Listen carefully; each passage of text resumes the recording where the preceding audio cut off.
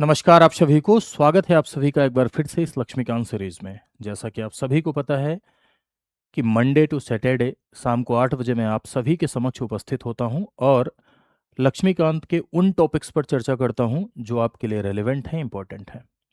मेरा उद्देश्य यही है कि फ्री में पूरी की पूरी पॉलिटी आपको पढ़ाना, जैसे कि आपका प्रीलिम का पूरा कॉन्सेप्ट और अप्रोच डेवलप हो सके।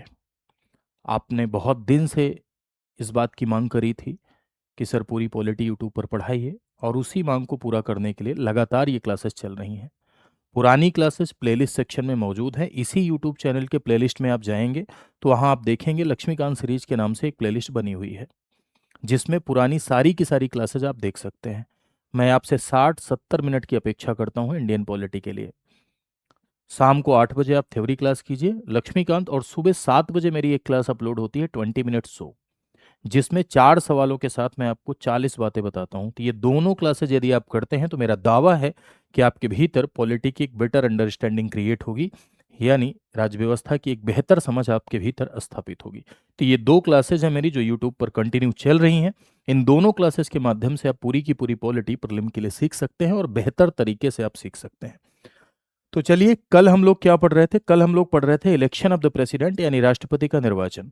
और राष्ट्रपति के निर्वाचन में ढेर सारी बातें मैंने आपको बताई थी। मैंने आपसे कहा था कि प्रेसिडेंट का जो इलेक्शन है भारत देश में, वो इनडायरेक्ट होता है, अप्रत्यक्ष होता है।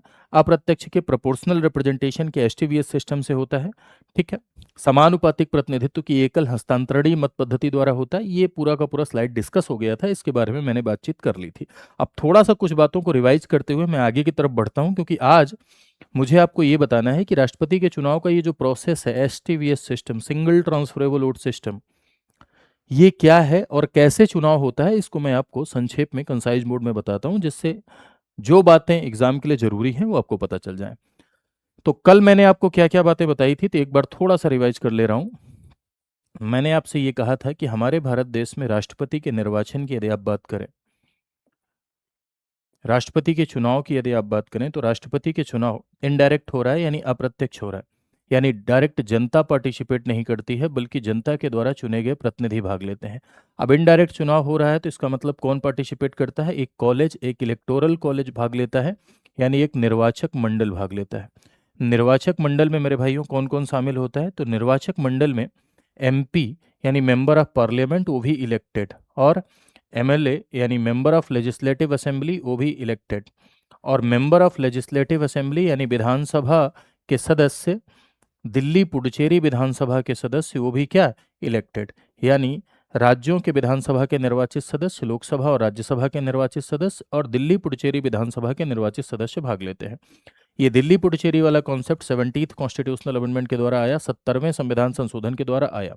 हालांकि जम्मू कश्मीर में भी विधानसभा है, लेकिन जम्मू कश्मीर के लोग अभी पार्टिसिपेट करेंगे या नहीं करेंगे, इस पे पूरी तरीके से स्पष्टता नहीं है। जब तक स्पष्टता नहीं है तब तक मैं टिप्पणी नहीं कर सकता हूं, क्योंकि मेरा जो ज्ञान है वो कहता है कि उसके लिए कॉन्स्टिट्यूशनल अमेंडमेंट यानी संविधान संशोधन की आवश्यकता होनी चाहिए। खैर, इलेक्शन कौन कंडक्ट कराता है? तो आप जानते हैं कि राष्ट्रपति का चुनाव हमारे भारत देश में कंडक्ट कराता है इलेक्शन कमीशन। लेकिन अगर कोई विवाद होता है तो विवादों का निपटारा इलेक्शन कमीशन नहीं कराएगा, बल्कि विवादों का निपटारा सुप्रीम कोर्ट कराता है। इलेक्शन कैसे होता है? तो इलेक्शन एफपीटीपी सिस्टम से नहीं, बहुल मत प्रणाली से नहीं होता है, बल्कि इलेक्शन प्रोपोर्शनल रिप्रेजेंटेशन से होता है। दैट मीन्स कि इलेक्शन समानुपातिक प्रतिनिधित्व से होता है। समानुपातिक प्रतिनिधित्व की कौन सी प्रणाली? तो समानुपातिक प्रतिनिधित्व की एसटीवीएस सिस्टम यानी सिंगल ट्रांसफरेबल वोट सिस्टम से चुनाव होता है। अब single transferable vote system proportional representation का एक टाइप है, और मैंने आपसे कहा था कि प्रोपोर्शनल रिप्रेजेंटेशन चुनाव की एक ऐसी पद्धति है जिसमें जिस अनुपात में आपको शक्ति मिलती है, जिस अनुपात में आपको वोट मिलता है, उसी अनुपात में आपको पावर मिलती है। प्रोपोर्शनल रिप्रेजेंटेशन का एक उदाहरण लिस्ट सिस्टम, जिसको मैंने पिछली क्लास में डिस्कस किया था। एक बार पिछली क्लास जरूर देखिएगा, जिन लोगों ने नहीं देखा है तो चीज़ें और बेहतर तरीके से समझ में आ जाएंगी। अब एसटीवीएस सिस्टम से कैसे चुनाव होता है ये हम लोग थोड़ा सा समझते हैं, लेकिन एक बात मैं आपको और बताता हूं जो लास्ट टाइम डिस्कस हुई थी, कि प्रोपोर्शनल रिप्रेजेंटेशन में जीतने वाले कैंडिडेट को एक कोटा प्राप्त करना होता है।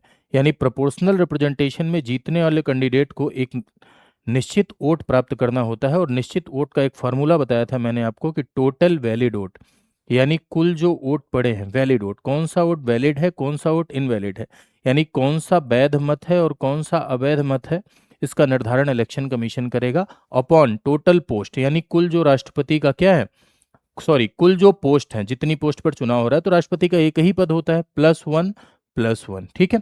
और इस फार्मूले पर रखने के बाद ये निकलता है कि प्रेसिडेंट के इलेक्शन में जीतने के लिए 50% +1 चाहिए।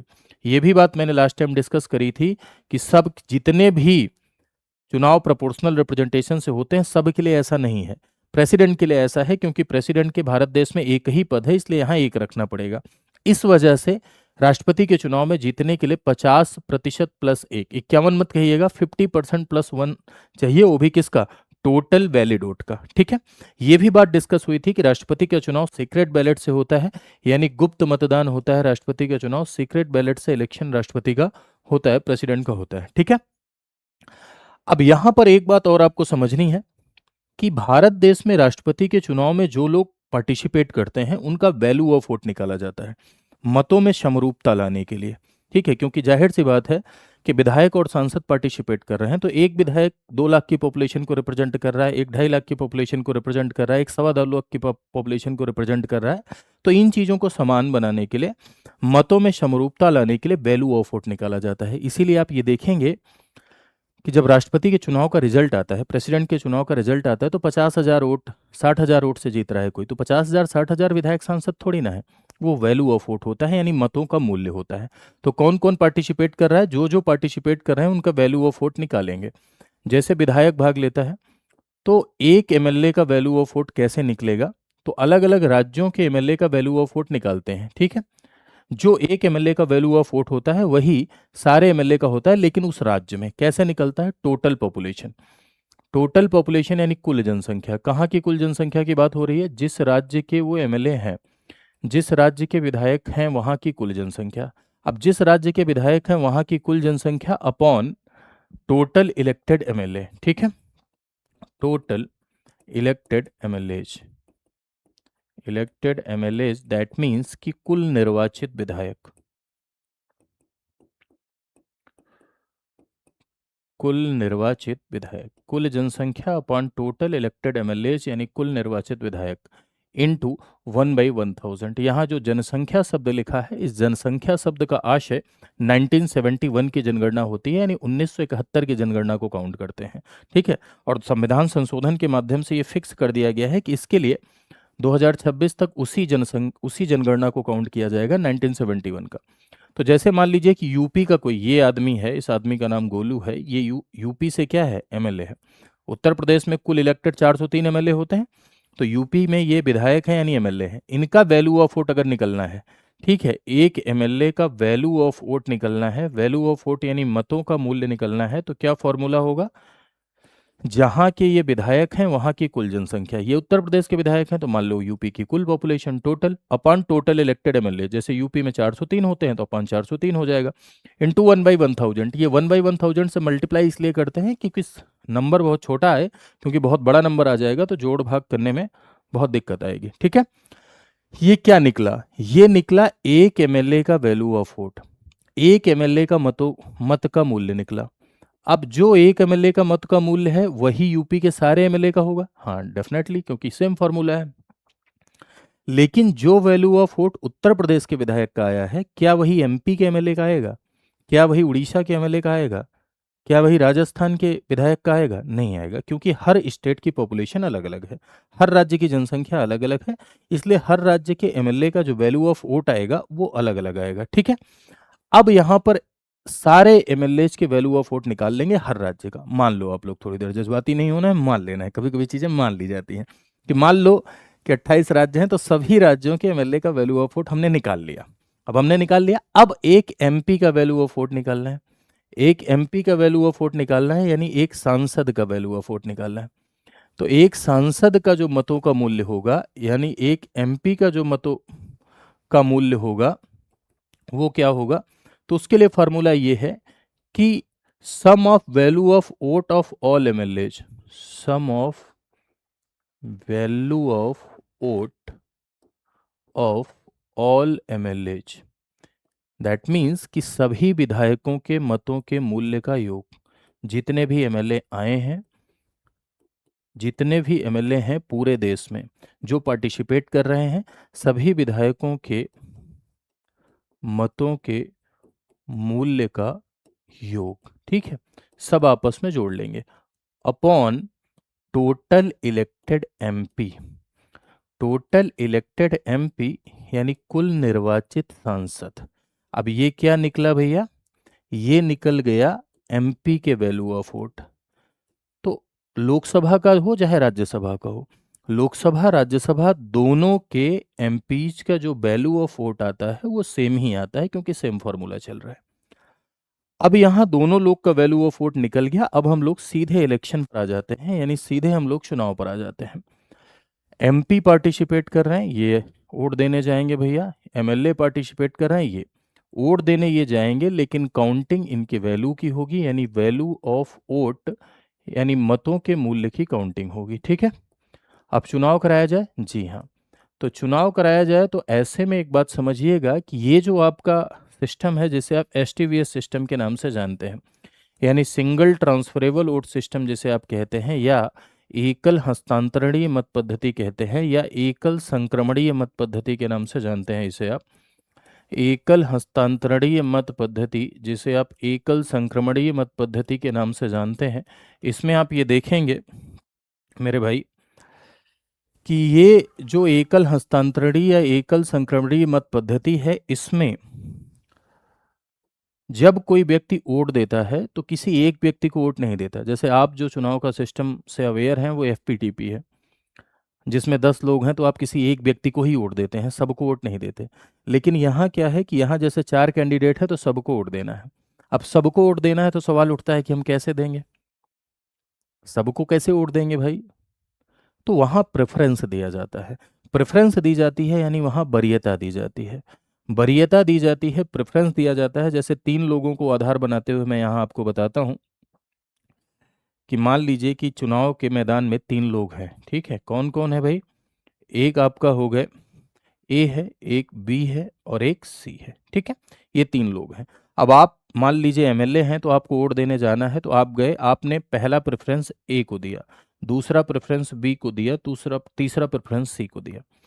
आपके कहने का मतलब ये है कि आपने फर्स्ट नंबर पर ए को पसंद किया है, ठीक है, सेकंड नंबर पे आपको बी को पसंद किया है, थर्ड नंबर पर आपने सी को पसंद किया है, थर्ड नंबर पर आपने सी को पसंद किया है। मतलब कि अगर आपका पहला प्रेफरेंस जीत रहा है तो ठीक है, नहीं दूसरा वाला पहला मान लिया जाए, तीसरा वाला दूसरा।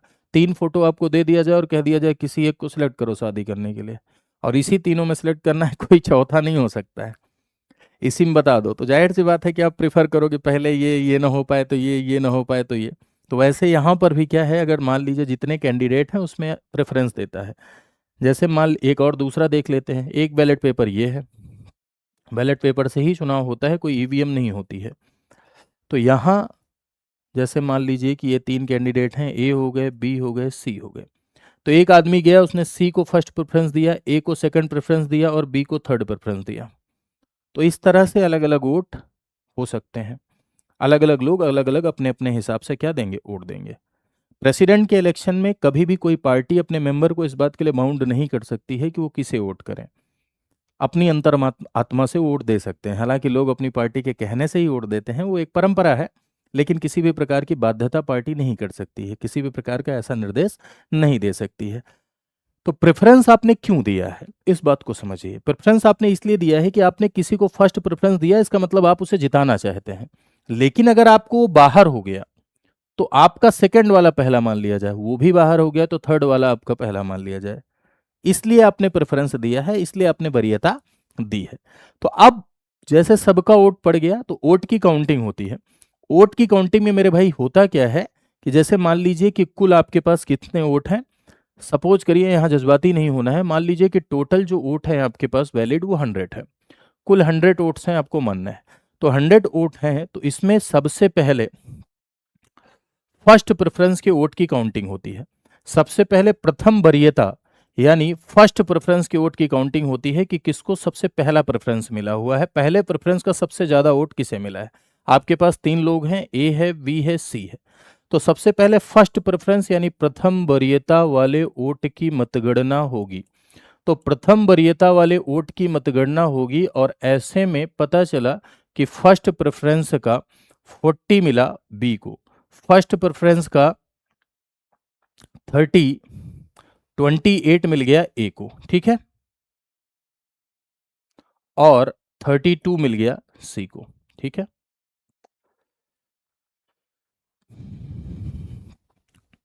कुल मिला के मानना है आपको कि 100 वोट है। सबसे पहले फर्स्ट प्रेफरेंस की काउंटिंग होगी, फर्स्ट प्रेफरेंस की काउंटिंग सबसे पहले होगी, प्रथम वरीयता की गणना सबसे पहले होगी। अब जैसे मान लीजिए कि ए को मिला फर्स्ट प्रेफरेंस का 28, बी को मिला फर्स्ट प्रेफरेंस का 40, सी को मिला मान लो फर्स्ट प्रेफरेंस का 32। कोई जीता क्या? कोई नहीं जीता। क्यों? क्योंकि जीतने के लिए कितना चाहिए? जीतने के लिए चाहिए 50% प्लस वन। जीतने के लिए 50% प्लस वन चाहिए, यानी 51 वोट चाहिए जीतने के लिए। किसी को 51 नहीं मिला, है ना। अगर मान लीजिए कि यहीं ए को फर्स्ट प्रेफरेंस का 60 मिल जाता, ए को फर्स्ट प्रेफरेंस का 60 मिल जाता, बाकी इधर चला जाता, तो ए क्या हो जाता? ए जीत जाता। लेकिन जनरली ऐसा होता है कि हमारे भारत देश में फर्स्ट प्रेफरेंस की काउंटिंग के बाद ही राष्ट्रपति बन जाते हैं। एक बार ऐसा हुआ है जब सेकंड राउंड की मतगणना हुई है, उस बार राष्ट्रपति बने थे वीवी गिरी। बाकी हर बार ऐसा ही होता है कि फर्स्ट प्रेफरेंस की जब काउंटिंग होती है तभी कोई ना कोई आदमी विजयी हो जाता है यानी जीत जाता है। लेकिन अगर फर्स्ट प्रेफरेंस की काउंटिंग में किसी को निर्धारित कोटा न मिला, फर्स्ट प्रेफरेंस की काउंटिंग में किसी को यदि निश्चित कोटा न मिला, तब क्या करेंगे? तब हम फर्स्ट प्रेफरेंस का सबसे कम वोट पाने वाले कैंडिडेट को बाहर कर देते हैं। किसी को नहीं मिला इसमें, इनको 32, इनको 40, इनको, तो यहां पर हम ये देखेंगे कि फर्स्ट प्रेफरेंस का सबसे कम वोट किसे मिला है। तो फर्स्ट प्रेफरेंस का सबसे कम वोट मिला है ए को। ए को प्रथम वरीयता का सबसे कम वोट मिला है, तो इसे बाहर कर देंगे। अब इसे अगर बाहर कर देंगे तो दिमाग थोड़ा सा लगाइए, जिन लोगों ने ए को फर्स्ट प्रेफरेंस दिया है उन लोगों ने अपना सेकंड प्रेफरेंस किसी को दिया होगा ना, या तो बी को दिया होगा या तो सी को दिया होगा। तो अब उनका सेकंड फर्स्ट मान लिया जाएगा ना। फिर से सुनो, जिन लोगों ने ए को फर्स्ट प्रेफरेंस दिया है उन लोगों ने सेकंड भी दिया होगा किसी को, या तो वी को या तो सी को। तो उनका अगर फर्स्ट प्रेफरेंस वाला कैंडिडेट बाहर हो गया तो उनका अब सेकंड वाला फर्स्ट मान लिया जाएगा। तो ये जो 28 है, इस 28 में आप ये समझ लीजिए कि 20 ने क्या किया है, 20 ने सेकंड प्रेफरेंस बी को दिया है और 8 ने सेकंड प्रेफरेंस सी को दिया है। तो ये 20 बी में जाके जुड़ जाएगा, 60 हो जाएगा, ये 8 इधर जाके जुड़ जाएगा, 40 हो जाएगा। तो बी जीत गया क्योंकि बी को कोटा हासिल हो गया। ये तब तक चलता रहता है जब तक कोई एक आदमी विजयी नहीं हो जाता। कितने भी कैंडिडेट पार्टिसिपेट कर सकते हैं राष्ट्रपति के चुनाव में, किसी प्रकार की ये बाध्यता नहीं है कि 2 ही आएंगे, 3 ही आएंगे, 4 ही आएंगे। कितनी भी बार कोई भी व्यक्ति चुनाव लड़ सकता है इंडियन प्रेसिडेंट में, कितनी भी बार हार सकता है, कितनी भी बार जीत सकता है, कितने भी कैंडिडेट पार्टिसिपेट कर सकते हैं। सबसे पहले फर्स्ट प्रेफरेंस का काउंटिंग करते हैं, अगर जो भी वोट प्राप्त करना है 50% प्लस वन वोट मिल गया तो ठीक है, नहीं मिला तो फर्स्ट प्रेफरेंस से सबसे कम वोट पाने वाले कैंडिडेट को बाहर करते हैं, उसके वोट को ट्रांसफर करते हैं। तब भी कोई ना हुआ तो फिर जो है एक को बाहर करेंगे, उसके वोट को ट्रांसफर करेंगे, और तब तक ये करेंगे जब तक कोई एक आदमी विजयी नहीं होता। इसी को हम सिंगल ट्रांसफरेबल वोट सिस्टम कहते हैं, इसी को हम एकल हस्तांतरणी मत पद्धति कहते हैं। थोड़ा प्रोसेस टफ है, एक बार और अगर आप देख लीजिएगा तो काम हो जाएगा, ठीक है। एक बार अगर आप और देख लेंगे तो ये आप समझ जाएंगे कि क्या है इलेक्शन सिस्टम। तो इतना आप समझ गए कि इलेक्शन कैसे हो रहा है भाई। इलेक्शन प्रोपोर्शनल रिप्रेजेंटेशन से हो रहा है, और प्रोपोर्शनल रिप्रेजेंटेशन का कौन सा सिस्टम है? प्रोपोर्शनल रिप्रेजेंटेशन का एसटीवीएस सिस्टम है, यानी सिंगल ट्रांसफरेबल वोट सिस्टम है जिससे चुनाव हो रहा है, ठीक है, एसटीवीएस सिस्टम। साथ ही साथ कुछ बातें और मैं आपको बता दे रहा हूं कि प्रेसिडेंट के इलेक्शन में कैंडिडेट को, यानी राष्ट्रपति के चुनाव में कैंडिडेट को 15,000 रुपया एज ए सिक्योरिटी मनी जमा करना पड़ता है, यानी 15,000 रुपया जमानत राशि के तौर पर जमा करना पड़ता है। ऐसा इसलिए होता है कि कैंडिडेट सीरियस हो यानी गंभीर हो। हालांकि आजकल 15,000 क्या है, 15,000 रुपया सिक्योरिटी मनी जमा करना पड़ता है, और अगर उसे 1/6 वोट न मिले तो ये सिक्योरिटी मनी सीज हो जाती है। इसी को कहते हैं जमानत जब्त हो गई। आप लोगों ने बहुत चुनाव में सुना होगा कि ये चुनाव में आए थे, इनकी जमानत जब्त हो गई, है ना। ग्राम पंचायत के चुनाव में आप सुनते होंगे, चाची जी ग्राम प्रधान के लिए चुनाव लड़ी, उनकी जमानत जब्त हो गई, ओटवा ही नहीं मिला, 2 वोट मिला बस, एक उनका एक उनके हस्बैंड का, पूरा गांव नहीं वोट दिया। ये सब आप कहानियां सुनते होंगे। तो जमानत जब्त होने का मतलब ये नहीं होता है कि जेल में डाल देते हैं। जमानत जब्त होने का मतलब ये होता है कि जो minimum amount as a security money आपने डिपॉजिट किया है वो सीज हो जाता है, अगर मिनिमम अमाउंट नहीं मिलता तो। यानी यहां पर मिनिमम वोट 1/6 है, यानी 1/6। कुल का अगर 1/6 वोट न मिला तो ये 15,000 रुपया जब्त हो जाता है। इसी को कहते हैं जमानत जब्त होना। ठीक है। एक बात और समझिए कि प्रेसिडेंट के इलेक्शन में कैंडिडेट बनने के लिए 50 प्रपोजर और 50 सेकेंडर होना चाहिए। 50 प्रपोजर और 50 सेकेंडर होना चाहिए। इसका क्या मतलब है भैया? मतलब इलेक्टोरल कॉलेज से यानी विधायक सांसद दोनों हो सकते हैं। कभी कभी लोग भ्रम में आ जाते हैं कि सिर्फ सांसद, ऐसा नहीं है। एमएलए एमपी दोनों हो सकते हैं। 50 प्रस्तावक और 50 अनुमोदक होने चाहिए कैंडिडेट बनने के लिए। 50 प्रस्तावक का मतलब यह है कि 50 लोग इस बात का प्रस्ताव देंगे कि हाँ ये कैंडिडेट है। ठीक है। और 50 अनुमोदक यानी 50 सेकेंडर का मतलब यह है कि 50 लोग इस पर सपोर्ट करेंगे कि हाँ ठीक है ये कैंडिडेट है।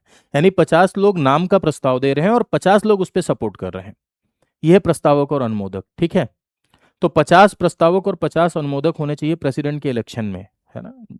जैसे एग्जाम्पल के तौर पर आप ऐसे देखिए कि मान लीजिए कि आ,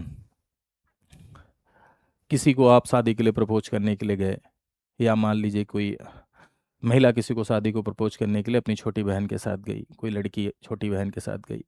लड़की ने प्रपोज किया कि भाई मैं तुमसे बहुत प्यार करती हूँ किसी लड़के को, हाँ मुझसे शादी कर लो, बहुत प्रेम है मेरे मन में तुम्हारे लिए। अब उसने प्रपोज किया, उसकी छोटी बहन भी खड़ी थी बगल में।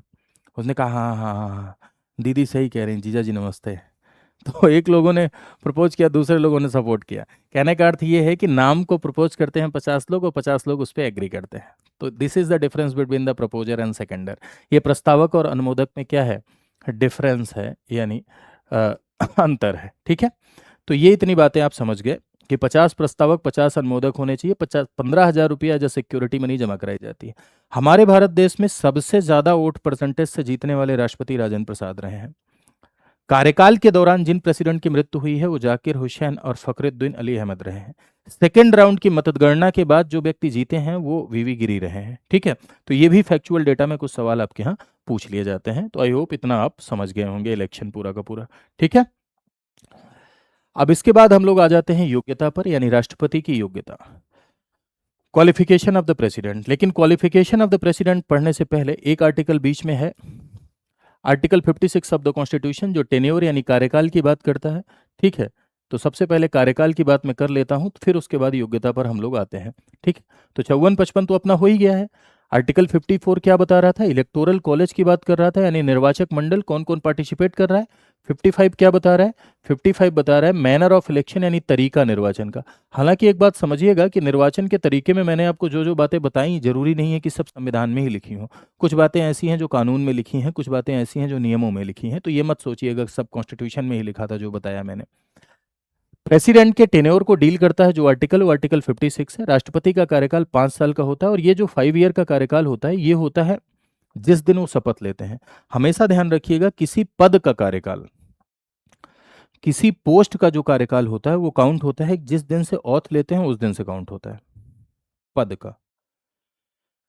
लेकिन यदि आप किसी हाउस के टेन्योर की बात करें, हाउस के टर्म की बात करें, तो पहली बैठक से काउंट होता है। सदन की यदि आप बात करेंगे तो फर्स्ट सिटिंग से काउंट होता है, पहली बैठक से काउंट होता है। लेकिन यदि आप पोस्ट की बात करें तो शपथ से काउंट होता है। तो राष्ट्रपति का कार्यकाल 5 साल का होता है। इस 5 साल के दौरान कैसे पद खाली हो सकता है? तो यदि मृत्यु हो जाए तब पद खाली हो सकता है। ठीक है। और दूसरा, यदि रिजाइन दे दे राष्ट्रपति को, यदि अपना इस्तीफा देना हुआ तो कार्यकाल के दौरान राष्ट्रपति अपना इस्तीफा वाइस प्रेसिडेंट को देता है। ध्यान रखिएगा, वो उपराष्ट्रपति अपना इस्तीफा राष्ट्रपति को देता है और राष्ट्रपति अपना इस्तीफा उपराष्ट्रपति को देता है। ठीक है। वाइस प्रेसिडेंट को अपना रेजिग्नेशन दे सकते हैं। इसके अलावा उनका कार्यकाल खाली होता है जब वो हटा दिए जाए। हटाया कैसे जाता है भैया? तो संविधान के उल्लंघन की दशा में यानी कॉन्स्टिट्यूशन के वायलेशन की दशा में महाभियोग के द्वारा हटा दिया जाता है, यानी इम्पीचमेंट के द्वारा हटाया जाता है। इम्पीचमेंट क्या है अभी थोड़ी देर में हम लोग देखेंगे, क्योंकि इम्पीचमेंट की बात आर्टिकल 61 में 61 में की गई है। ठीक है। तो अभी आप समझिए पद कैसे खाली हो रहा है। मृत्यु या अन्य कारणों से पद खाली हो रहा है, रिजाइन दे दिए तब पद खाली हो रहा है, या हटा दिए जाए। हटाया कब जाएगा? कॉन्स्टिट्यूशन के वायलेशन यानी संविधान के उल्लंघन की दशा में हटाया जाता है महाभियोग द्वारा, इम्पीचमेंट द्वारा। इम्पीचमेंट राष्ट्रपति को जो हटाने की प्रक्रिया है उसी को इम्पीचमेंट कहते हैं। अब एक सवाल ये बनता है कि अगर मान लीजिए 5 साल बीत जाए और उसका उत्तराधिकारी ना आए, तो उत्तराधिकारी ना आए तो क्या हटा दिए जाएंगे? नहीं, तब तक अपने पद पर बने रहेंगे जब तक उत्तराधिकारी पद धारण नहीं कर लेते। जब तक उत्तराधिकारी पद धारण नहीं कर लेते हैं तब तक अपनी पोस्ट पर बने रहेंगे, यानी तब तक अपने पद पर बने रहेंगे जब तक उत्तराधिकारी पद धारण नहीं कर लेते हैं। ये है एक आर्टिकल। इसके बाद आता है आर्टिकल 57 ऑफ द कॉन्स्टिट्यूशन, और आर्टिकल 57 ऑफ द कॉन्स्टिट्यूशन कहता है पुनः निर्वाचन की योग्यता। पुनः निर्वाचन की योग्यता यानी एक व्यक्ति भारत देश में कितनी भी बार राष्ट्रपति बन सकता है, यानी दोबारा फिर से इलेक्शन में वो पार्टिसिपेट करने के योग्य है, दोबारा फिर से राष्ट्रपति बनने के योग्य है। इस बात को डील कर रहा है आर्टिकल 57 ऑफ द कॉन्स्टिट्यूशन। अब आ जाते हैं हम लोग 58 पर। Article 58 of the constitution is dealing about the qualification. Qualification यानी कि योग्यता। कौन व्यक्ति हमारे भारत देश में क्या बन सकता है? राष्ट्रपति बन सकता है। तो सबसे पहले सिटीजन ऑफ इंडिया होना चाहिए, भारत का नागरिक होना चाहिए, भारत का नागरिक होना चाहिए, इंडियन सिटीजन। लेकिन यहां पर बॉर्न सिटीजन का कोई भी कॉन्सेप्ट नहीं है। बॉर्न सिटीजन यानी पैदा हुए नागरिक का कोई कॉन्सेप्ट नहीं है। जैसे अमेरिका में क्या है कि अमेरिका में वही व्यक्ति राष्ट्रपति बन सकता है जो वहां पैदा हुआ है, लेकिन भारत देश में अगर किसी व्यक्ति ने बाद में भी भारत की नागरिकता ली है और उसके पास इंडियन सिटीजनशिप है तो वो प्रेसिडेंट बन सकता है। Minimum age 35 year, maximum age की कोई बात नहीं की गई है। निम्नतम आयु कितनी होनी चाहिए? 35 ईयर होनी चाहिए। और हाँ, लोकसभा का सदस्य बनने योग्य हो। लोकसभा का सदस्य बनने योग्य हो इसका अर्थ यह है लोकसभा का सदस्य हो नहीं, eligible to be a member of the Lok Sabha. Eligible to be a member of the Lok Sabha means कि लोकसभा का सदस्य बनने के लायक हो, लोकसभा का सदस्य बनने के योग्य हो, ठीक है। और लाभ के पद पर न हो, यानी office of profit. Office of profit यानी केंद्र सरकार या राज्य सरकार के अधीन कोई लाभ का पद नहीं ग्रहण करता हो, केंद्र सरकार या राज्य सरकार के अधीन कोई आर्थिक लाभ न ले रहा हो, ठीक है। तो अगर कोई आर्थिक लाभ लेता है तो उसे लाभ का पद कहा जाता है। तो लाभ का पद ग्रहण नहीं कर सकता। लाभ के पद पर है तो ऐसे में वो प्रेसिडेंट के इलेक्शन में पार्टिसिपेट नहीं कर सकता। अब आपके मन में आ रहा होगा सर मंत्री रहते हुए चुनाव लड़ लेता है कैसे? सांसद रहते हुए चुनाव लड़ लेता है कैसे? गवर्नर रहते हुए चुनाव लड़ लेता है कैसे? राज्य में मंत्री रहते हुए चुनाव लड़ लेता है कैसे? जब आप कह रहे हैं कि आर्थिक लाभ लेने वाला नहीं लड़ सकता, जब एसडीएम नहीं लड़ पा रहा है, डीएम नहीं लड़ पा रहा है, अधिकारी नहीं लड़ पा रहा है, तो ये लोग कैसे लड़ लेते हैं? तो इन लोगों को एक्सेप्शन में डाल दिया गया है, यानी संसद ने कानून बनाकर इनको हटा दिया गया है।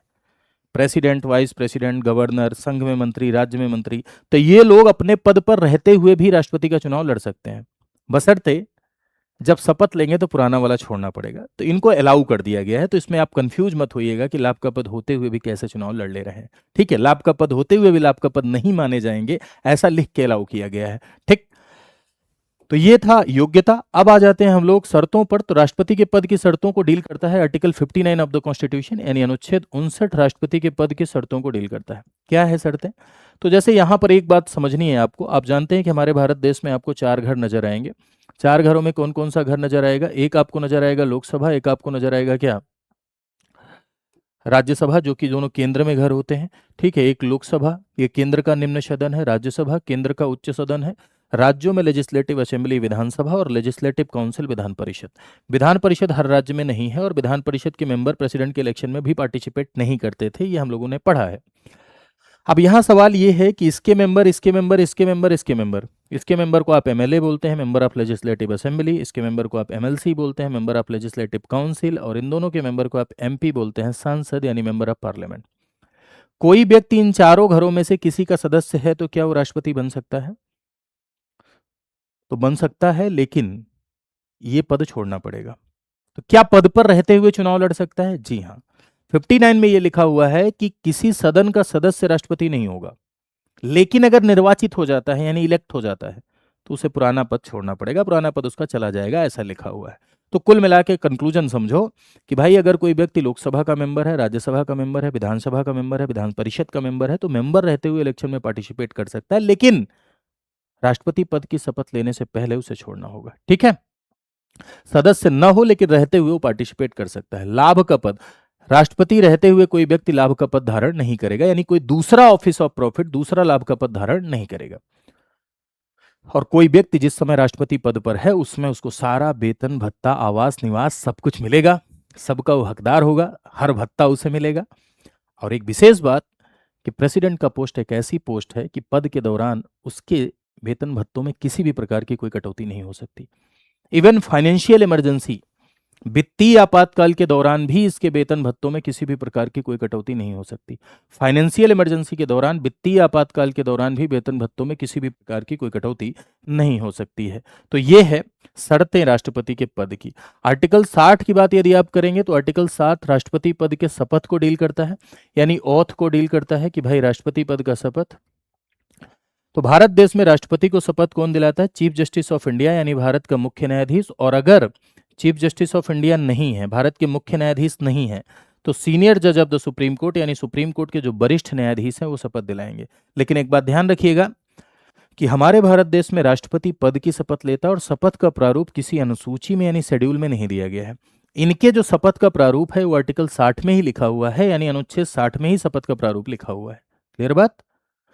तो ये समझ गए आप शपथ, ठीक। दूसरी बात यहां पर आते हैं कि आर्टिकल 61 ऑफ द कॉन्स्टिट्यूशन जो कि डील करता है आपका महाभियोग यानी इम्पीचमेंट को, ठीक है। इम्पीचमेंट का मतलब ये होता है कि राष्ट्रपति को हटाने की जो प्रक्रिया है उसी को हम इम्पीचमेंट के नाम से जानते हैं। राष्ट्रपति को हटाने की प्रक्रिया, राष्ट्रपति को हटाने के लिए जो अभियोग चलता है उसी को हम महाभियोग कहते हैं। ये महाभियोग शब्द भारत देश में कहाँ से इंस्पायर है? अमेरिका से इंस्पायर है, ठीक है। अमेरिका से ये लिया गया है। महाभियोग कैसे लगता है? तो महाभियोग तब लगता है जब राष्ट्रपति संविधान का उल्लंघन करे। यानी यदि आप कारण की बात करें तो कारण सिर्फ एकमात्र होता है क्या? वायलेशन ऑफ कॉन्स्टिट्यूशन, यानी संविधान का उल्लंघन। यानी संविधान के उल्लंघन की दशा में राष्ट्रपति को संसद में महाभियोग चलाकर हटाया जा सकता है, ठीक है। अब महाभियोग 14 दिन की पूर्व सूचना से, यानी राष्ट्रपति को पहले 14 दिन की पूर्व सूचना देंगे और 14 दिन की पूर्व सूचना देकर संसद के किसी भी सदन में महाभियोग ला सकते हैं। चाहे आप लोकसभा में लेके आइए, चाहे आप राज्यसभा में लेके आइए। बिफोर 14 डेज नोटिस देके लोकसभा, राज्यसभा कहीं भी इंपीचमेंट प्रोसेस शुरू किया जा सकता है या महाभियोग का आरोप लगाया जा सकता है। लेकिन विशेष बात यह है कि महाभियोग लाने के लिए 1/4 मेंबर का सिग्नेचर चाहिए। लाने के लिए, पारित होने के लिए नहीं। महाभियोग लाने के लिए 1/4 सदस्यों का समर्थन चाहिए। क्यों भाई? महाभियोग लाने के लिए 1/4 सदस्यों का समर्थन क्यों चाहिए? 1/4 सदस्यों का समर्थन इसलिए चाहिए क्योंकि कोई भी मुंह उठा के आ जाए, राष्ट्रपति हटाओ हटाओ हटाओ, राष्ट्रपति हटाओ, ऐसा थोड़ी हो सकता है यार। प्रस्ताव सीरियस हो, महाभियोग का आरोप सीरियस हो, इसलिए महाभियोग लाने के लिए 1/4 मेंबर ऑफ द हाउस का सपोर्ट चाहिए, यानी सदन के 1/4 सदस्यों का समर्थन चाहिए। क्या चाहिए? हाउस के 1/4 मेंबर का, यानी सदन के 1/4 सदस्यों का समर्थन चाहिए प्रस्ताव लाने के लिए, इंट्रोड्यूस करने के लिए। अब जहां प्रस्ताव आया है वहां पर टोटल के 2/3 मेजोरिटी से पारित होगा, ठीक है। टोटल के 2/3 मेजोरिटी से पारित होगा और अगर पारित हो गया तो दूसरा सदन जाएगा। दूसरा सदन जो भी आरोप लगे हैं उन आरोपों की जांच करेगा और जांच में यदि आरोप सही पाए गए तो दूसरे सदन में भी 2/3 मेजोरिटी से पास होगा। हाँ, यहां एक बात है कि जब प्रस्ताव दूसरे सदन में जाता है तो दूसरा सदन जांच करता है और जांच के दौरान राष्ट्रपति अपनी सफाई दे सकता है, या तो स्वयं या अपने रिप्रेजेंटेटिव के माध्यम से। तो यहां प्रक्रिया थोड़ी जुडिशियल लग रही है, इसीलिए इसे हाफ जुडिशियल प्रोसेस के तौर पर देखा जाता है, यानी अर्ध न्यायिक प्रक्रिया के तौर पर देखा जाता है। महाभियोग संसद में आता है तो महाभियोग में सिर्फ संसद के सदस्य ही भाग लेते हैं। संसद के सारे सदस्य भाग लेंगे, इलेक्टेड नॉमिनेटेड दोनों। हालांकि निर्वाचन में सिर्फ इलेक्टेड लोग पार्टिसिपेट कर रहे थे, लेकिन हटाने में इलेक्टेड नॉमिनेटेड दोनों भाग लेंगे। हटाने में राज्यों के सदस्य भाग नहीं लेते क्योंकि संसद में आ रहा है महाभियोग। तो एक बार फिर से समझिएगा जरा सा, एक बार फिर से सारी बातें मैं आपको अपने शब्दों में एक बार फिर बताता हूं, महाभियोग की प्रक्रिया लाइन बाय लाइन। तो सबसे पहले देखिए, 14 दिन की पूर्व सूचना देंगे। 14 दिन की पूर्व सूचना देने के बाद प्रस्ताव लाएंगे और 14 दिन की पूर्व सूचना देने के बाद प्रस्ताव लाएंगे और फिर सबसे पहला स्टेप क्या है? नोटिस। 14 डेज, 14 दिन पहले नोटिस देंगे। फिर संसद के किसी भी सदन में प्रस्ताव लेकर आ सकते हैं। महाभियोग का आरोप किसी भी सदन में, किसी सदन में, एनी हाउस में लगा सकते हैं, ठीक है। लाने के लिए, यानी प्रस्ताव लाने के लिए कितने सदस्यों का समर्थन चाहिए भैया? तो महाभियोग का आरोप लगाने के लिए, प्रस्ताव लाने के लिए 1/4 मेंबर का सपोर्ट होना चाहिए क्योंकि प्रस्ताव सीरियस हो। अब जहां प्रस्ताव आया है, जो इंट्रोड्यूसिंग हाउस है, इंट्रोड्यूसिंग हाउस यानी जहां प्रस्ताव आया है वहां टोटल के 2/3 मेजोरिटी से यानी कुल के 2/3 बहुमत से पारित होगा। नहीं पारित हुआ तो लैप्स हो जाएगा, समाप्त हो जाएगा वहीं। गयो महाभियोग, अगर ना पारित हुआ तो महाभियोग गयो। पारित हो गया तो नेक्स्ट हाउस जाएगा। नेक्स्ट हाउस कोई भी हो सकता है, चाहे लोकसभा चाहे राज्यसभा। नेक्स्ट हाउस जाएगा, नेक्स्ट हाउस कोई भी हो सकता है, चाहे लोकसभा हो चाहे राज्यसभा। पहले लोकसभा आया रहेगा तो राज्यसभा जाएगा, पहले राज्यसभा आया रहेगा तो लोकसभा। नेक्स्ट हाउस दूसरा सदन जांच करेगा। जांच के दौरान राष्ट्रपति अपनी सफाई दे सकता है, या तो स्वयं या अपने रिप्रेजेंटेटिव के माध्यम से। ये इस बात को शो कर रही है कि महाभियोग प्रक्रिया एक हाफ जुडिशियल प्रोसेस है, यानी अर्धन्यायिक प्रक्रिया है। दूसरे सदन में आरोप साबित हो गए तो यहां भी टोटल के 2/3 मेजोरिटी से पारित होना होगा। अगर यहां भी नहीं पारित हुआ तो महाभियोग लैप्स हो जाएगा, गयो। लेकिन अगर अब की बार पारित हो गया, दोनों जगह पारित हो गया, तो अब की बार महाभियोग नहीं, अब की बार राष्ट्रपति गयो। ठीक है। तो ये है भारत देश में राष्ट्रपति को हटाने की प्रक्रिया, यानी राष्ट्रपति को हटाने के लिए जो प्रोसेस है। ठीक है। पद रिक्तता मैंने आपको बता ही दी है, एक बार और बता देता हूं कि कैसे पद खाली हो सकता है। रेजिग्नेशन, रेजिग्नेशन किसे देता है? वाइस प्रेसिडेंट को। लेकिन अगर राष्ट्रपति का पद खाली होता है तो उसकी जगह पे कौन काम करता है? उसकी जगह पर उपराष्ट्रपति काम करता है। वो भी नहीं है तो चीफ जस्टिस ऑफ इंडिया काम करेगा। वो भी नहीं है तो जो सुप्रीम कोर्ट का सीनियर यानी वरिष्ठ न्यायाधीश है वो काम करेगा। ठीक है। और जब राष्ट्रपति का पद खाली होता है तो उसकी जगह पे कौन काम करता है? जो भी काम करेगा उसको सारी की सारी शक्तियां मिलेगी, सारे के सारे वेतन भत्ता गाड़ी बंगला सब मिलेगा, सारी शक्तियां मिलेगी, सारे विशेषाधिकार मिलेंगे। महाभियोग द्वारा पद रिक्त हो सकता है, महाभियोग लगाया जा सकता है 61 की रीति के तहत। ठीक है। कार्यकाल यदि समाप्त हो गया तब पद खाली होता है। निर्वाचन अगर अवैध हो गया तब भी पद खाली हो सकता है, लेकिन निर्वाचन अगर अवैध हो गया और पद खाली हुआ तो उसके द्वारा किए गए काम समाप्त नहीं होते हैं। ठीक है। और निर्वाचन को अवैध घोषित करने की शक्ति सुप्रीम कोर्ट की है, क्योंकि निर्वाचन संबंधी विवाद निपटाने का जो न्यायालय है वो सुप्रीम कोर्ट है। मृत्यु हो जाए तब पद खाली हो सकता है। अब यहां एक बात और मैं आपको समझा देता हूं। अनुच्छेद 62, अनुच्छेद 62 में आपको दो बातें हैं जो आपको समझनी है। पहली बात तो आर्टिकल 62 ऑफ द कॉन्स्टिट्यूशन ये कह रहा है कि राष्ट्रपति का कार्यकाल 5 साल पूरा होने से पहले चुनाव करा लेना है, यानी 5 साल का कार्यकाल पूरा होने से पहले चुनाव करा लेना है। लेकिन अगर 5 साल के बीच में राष्ट्रपति का पद खाली हो गया या कोई अन्य स्थिति से खाली हो गया तो राष्ट्रपति की जगह पर कौन काम करेगा ये तो आपने देख लिया। लेकिन कितने दिन में फिर चुनाव कराएंगे? तो उसके लिए 62 की दूसरी लाइन कह रही है कि 6 महीने में। पहली लाइन तो ये कह रही है कि 5 साल पूरा होने से पहले ही चुनाव करा लेना है, और जनरली ऐसा हो भी जाता है कि 5 साल पूरा होने से पहले प्रेसिडेंट का इलेक्शन हो जाता है। लेकिन अगर मान लो कार्यकाल के दौरान पद खाली हुआ तो 6 महीने में चुनाव कराना है। तो यानी उपराष्ट्रपति उसकी जगह पर कितने दिन तक काम कर पाएगा? 6 ही महीने तक काम कर पाएगा, है ना। लेकिन अमेरिका में ऐसा नहीं है। अमेरिका में प्रेसिडेंट का टर्म 4 ईयर है, 4 साल है, और 4 साल में अगर 2 साल में राष्ट्रपति की मृत्यु हो गई तो उपराष्ट्रपति अगले 2 साल तक काम करेगा, रिमेनिंग टाइम तक। इसीलिए कहते हैं वहाँ उपराष्ट्रपति अगरबत्ती जलाता है कि बुढ़ऊ जाएं, है ना, यानी राष्ट्रपति जाएं तो हम जो है हाँ रियल पावर लेके बैठे हैं। चलिए, तो ये थे कुछ डायरेक्ट प्रोविजन प्रेसिडेंट से रिलेटेड यानी राष्ट्रपति से रिलेटेड। अब हम लोग प्रेसिडेंट की पावर की तरफ बढ़ेंगे, यानी राष्ट्रपति की शक्तियों की तरफ बढ़ेंगे।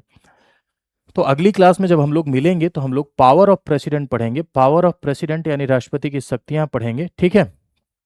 तो आज का सेशन यहीं पे हम लोग समाप्त करते हैं। आप लोग जरूर कमेंट सेक्शन में बताइएगा कि आपको ये कैसा लगा, यानी ये सत्र आपको कैसा लगा, और साथ ही साथ अपने दोस्तों के मध्य शेयर करिएगा, जरूर शेयर करिएगा। ठीक है।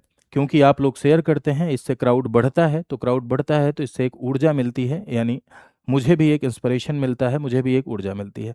साथ ही साथ मुझे आप इस टेलीग्राम चैनल पे मेरे साथ जुड़ सकते हैं, यहाँ मुझसे बातचीत कर सकते हैं। अगर आप जुड़ेंगे तो मुझे आप डायरेक्ट भी यहाँ से मैसेज कर सकते हैं, और क्लास की अपडेट्स, लिंक वगैरह, कोई नई बातें, नई सूचना यहाँ आपको मिलती रहती है। ये अपना सोशल मीडिया प्लेटफॉर्म है, आजकल तो सोशल मीडिया का ज़माना है, यहाँ भी आप फॉलो कर सकते हैं। ठीक है। हाँ, रील वगैरह मिल जाती है। खैर, इसके अलावा यदि आप कंप्लीट प्रिपरेशन हमारे साथ जुड़ के करना चाहते हैं तो इस समय आपके पास विशेष अवसर है। इस समय चल रही है हमारे यहाँ रैंक बूस्टर सीरीज, और इस रैंक बूस्टर सेल, जिसमें आपको फ्लैट 50% का डिस्काउंट मिल रहा है। लेकिन इसके लिए, इस डिस्काउंट को अवेल करने के लिए आपको एक कोड लगाना होगा, VL लाइव। हर फैकल्टी का अपना अपना कोड होता है, लेकिन भाई मेरा भी VL लाइव है।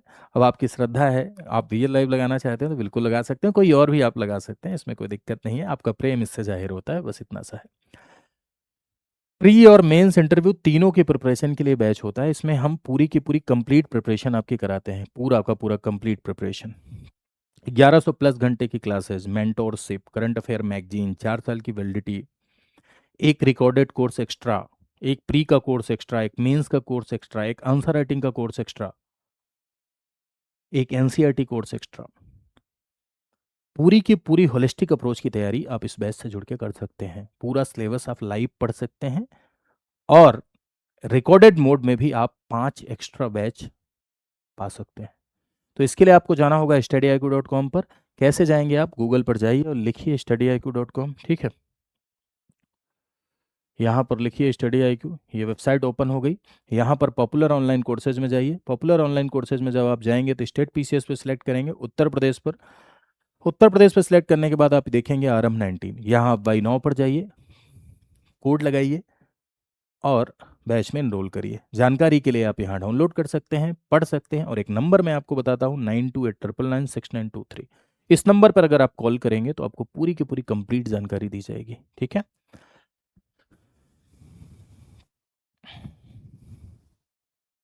चलिए, इसके साथ मेरे भाई हमारे यहाँ जो शेड्यूल है इस समय चल रहा है, करंट अफेयर की क्लास सुबह 8 बजे योगी सर की चलती है, विवेक सर की चलती है 10 बजे लाइव, और हिस्ट्री की चलती है 9। ये इस यूट्यूब चैनल का शेड्यूल है जो आपके यहाँ लाइव क्लासेस चलती हैं, ठीक है। तो आज के लिए इतना ही। Thank you so much to all of you. खुश रहिए, स्वस्थ रहिए, आगे बढ़िए। मिलते हैं नेक्स्ट सेशन में और आगे की कहानी को डिस्कस करेंगे। Thank you to all.